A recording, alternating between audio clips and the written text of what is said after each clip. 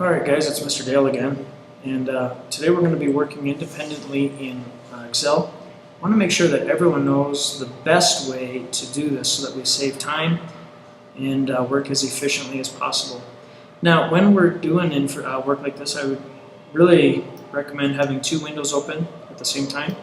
You can follow directions on this side, plug it in into your Excel document on the other side. It saves time. Okay. We're going to read the instructions carefully. We're tracking snowfall in the Antarctica. All right, so I've put the days in over here, and I'm going to call these values our base data. Okay, 4 inches, 5.5. That'll be our base data. That's snowfall in the day. I gave it a heading. I gave it a title. If you want to, you can even make that bold. Kind of stands out for you, and you can see it clearly. The next thing it's asking for us to do is show the data from least to greatest.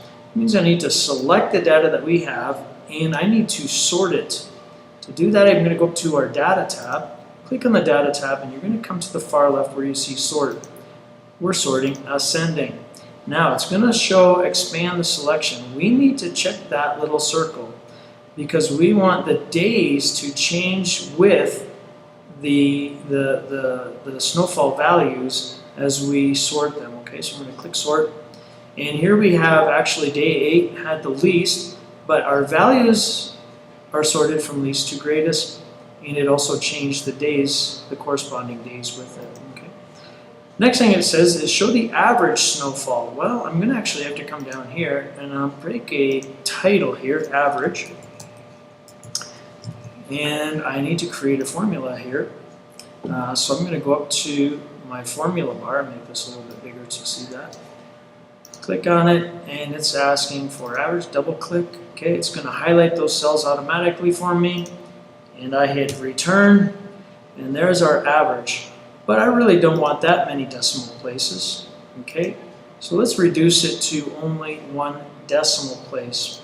To do that, you're going to go home, and you're going to come over to where you have these decimals. Okay, well, we want fewer decimals, so we're going to click on this one to erase some of the decimals. Okay. So when I'm asking for average, I only want everything to 1 decimal. You're going to use this button to reduce the amount of decimals, not this one to add. All right.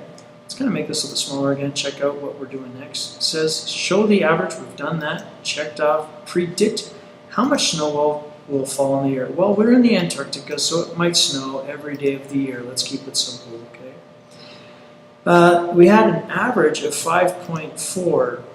So we're saying that generally 5.4 inches of snow falls every day. To make an equation that will show for the year, we're going to go equals, and we're going to type in B10 times 365, that's how many days in a year, 365 days in a year, and we're going to hit return. Okay. Same thing, our decimal value is way too big. Let's fix that up by going to the Home tab.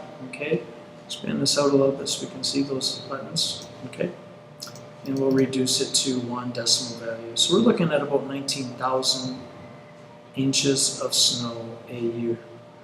Again, I invented these numbers. I don't think we'll see 19,000 inches of snow in the Antarctic, but if we do, that would be incredible.